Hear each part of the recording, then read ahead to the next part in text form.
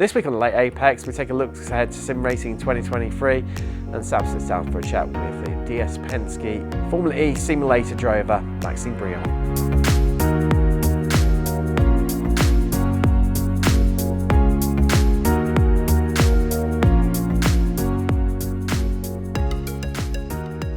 Hello, welcome to the Late Apex, and in fact, the last Late Apex of the year. I'm Tim Cox with Sam Fitzpatrick as always, and well, Sam, 2023, can it be as big as 2022?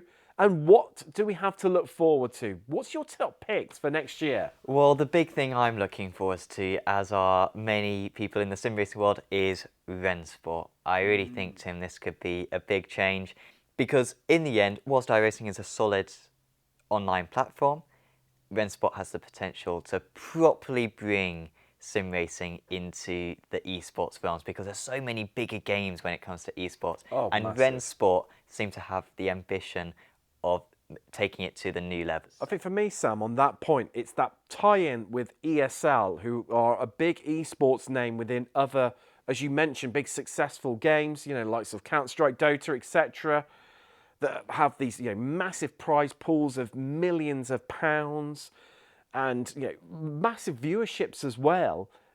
And I think this is what could be the game to take sim racing up a level. Absolutely, and that's what we want. We want to get, a bigger kind of publicity, and hopefully that will potentially trickle down as well. And yeah, LAN events, might well become a possibility in Rennsport. That's really not a thing in sim racing at the moment. I honestly think in terms of physics, we've chatted to some people who have tried the sim so far. It's not groundbreaking. I mean, it's made in Unreal Engine 5, which, is positive. But I don't think it's going to be something which is going to necessarily be better than ACC, iRacing, rFactor 2. But it's that online element which could be totally transformative when it comes to sim racing on the grid as a whole. It's taking the modding from ACC and then also, being able to monetize that for the mod creators and a more easier online marketplace stroke platform. It's trying to take the online element of iRacing and then obviously the engine that it's sort of sharing, obviously ACC built in Unreal Engine as well, into the ultimate game. And I just hope for sim racing it can be that ultimate game. Yeah, it might fall flat on its face. Oh, we it may well do. I think if the esports element doesn't work, if it doesn't have that USP of being an esports platform, does it have much on its side? So I'm not absolutely certain it's going to be big. I'm not absolutely banking on it, but it has the potential to be the biggest esports platform in sim racing. Well, for my pick of the bunch, Sam, I've gone very, very different. Opposite end of the spectrum, you could even say, not really even sim racing, almost arcadey. I've gone for TestDrive Unlimited Solar Crown. 1-to-1 open world map of Hong Kong Island, Sam. It's been a very long time since we've had a TestDrive Unlimited. It was doing a lot of things that Forza Horizon's franchise are only just about doing now. Way back when. The scenery is absolutely fantastic, the vastness of the map. And of course, it's all well and good having a big map, you need stuff in it. And I think that's something that TestDrive have done very well in their previous games. Now, Sam, let's talk about motorsport games. They do have a couple of releases coming next year in the form of there's NASCAR and the IndyCar games. Some talk about a Le Mans game, although I don't think that's going to happen, especially after, IndyCar have bailed them out. I'm very sceptical of them. I think both of us are. Most of the sim racing community are. And so if we get an IndyCar game, I would honestly be surprised, Tim, if I'm totally honest. Well, it doesn't bode well for the BTCC game, the British Touring Car game. They're on a very tight rope. That's why they've brought all the content into rFactor 2. They've released it early. Obviously, the IndyCar came in. VIR came in in terms of the IndyCar content. NASCAR flopped this horrifically for its, last couple of incarnations. They're running out of cash, hence this cash injection. For me, it feels a little bit like IndyCar have done it so that they can get their game out there, and that's it. And also, where does this lead as well for the 10-year license they signed up around the World Endurance Championship and Le Mans? We're going to see another esports series within the sim racing community just disappear off the face of the earth. We've had one screenshot of the IndyCar game back in like May, and it's like a shadow, like it's nothing, it's absolutely nothing, which is fair enough. But like you would think if they had more stuff prepared to go, like then they'd be boasting about it. When you if you have good graphics in your game, then you're going to be showing those to get investors back in, to build confidence, to be like, yeah, we're going to be releasing these games next year. Nothing. Absolutely, no screenshots I have seen of the new IndyCar game or BTCC or Le Mans game or even next year's NASCAR game either. And so there's just no kind of encouragement whatsoever. Shall we get into some content which has actually been released in the render? I think that is a great idea. Let's talk about something positive heading into this Christmas period, Sam. R-Factor 2 is set to receive further touring car content, with the Vauxhall Astra becoming the 5th BTC car to join the sim. Further additions are anticipated to the platform for its final update of the year on the 21st of December. Q Controls will be providing Honda's steering wheel for their 2023 TCR Challenger. The news comes shortly after the Italian company's Mercedes wheel demonstration at the ADAC Sim Racing Expo. The wheel hasn't been confirmed as being sim racing compatible, but with several others producing cross-compatible steering wheels, it's more than likely that it will be available for sim racers next year. F1 2022 has a new elimination game mode in their most recent update.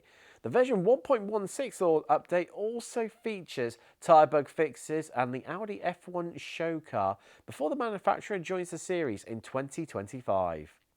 Gran Turismo 7 have released their December version 1.27 update, featuring 5 new cars, including the Alfa Romeo Giulia, Bugatti Chiron and the Ferrari Vision. In addition, the game has 2 extra cafe menus, 3 single-player events, and a Norwegian Scapes mode. We're going to a break now, but stay with us for Sam's interview with DS Penske Formula E simulator driver Maxime Brient, and we put iRacing's new cars to the test against each other.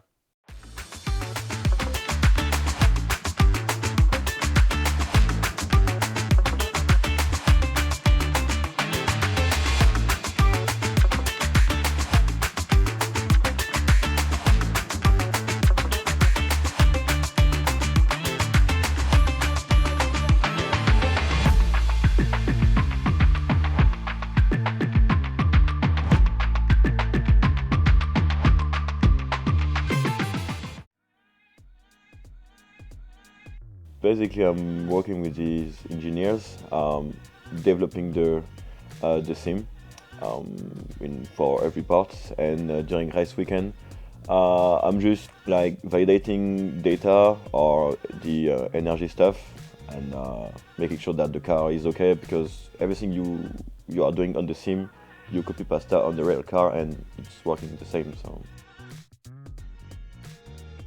one of their engineers just reached me out on LinkedIn, and as I've got an engineering degree, he was just interested about my profile, and yeah. It's a bit bigger. I've got a very full screen right around me. I'm in the actual Formula E cockpit, and the steering wheel is the same than the real car, and same for the pedals, so it's kind of different of what we have here. But yes, there is no assistance in the steering, so it's quite heavy, and on some track it can be a bit tough. I think the Formula E, yes, it can be interesting and very different from what we are all used of, but the tracks are quite small, and I'm not really a big fan of street tracks on the sim racing, so I don't see how it could work. It wouldn't be good, only with content. Mainly the LMDH and some GT3s, for sure. So we're downstairs here in the Apex Racing Sim Centre testing out iRacing's 3 new cars, the Toyota GR86, the Mercedes W13 and the BMW M Hybrid V8. We're going to have a race at Magny-Cours, another new circuit to the service, and we are going to be starting at different times. We're going to give the Toyota a healthy head start, followed by the BMW and then followed by the Mercedes, and see who wins out. So we're not sure what's going to happen with this. Currently Tim and Jamie are giving some practice a go and we'll be into it in just a moment. So we're now sat on the grid all together. We've decided that Tim's going to get a 37-second head start, followed by me in my BMW, and then Jamie will set off in the Mercedes W13. Tim, would you like to set off and get this race underway?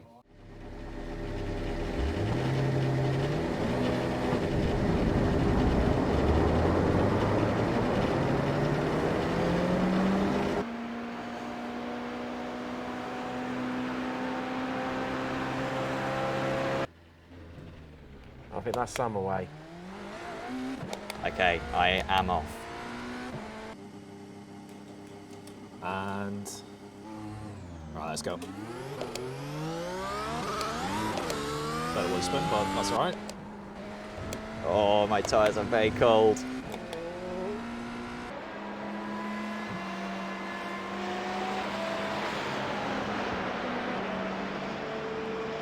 I think it'd be tough for me to catch these guys, but I'll try my best. Late Apex, this one.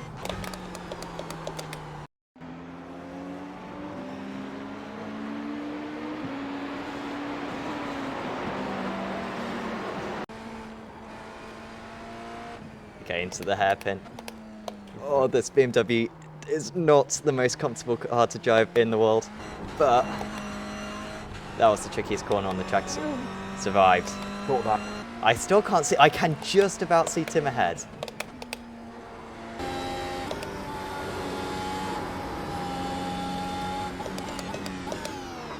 Oh no, it's locked up. No, no, no, no.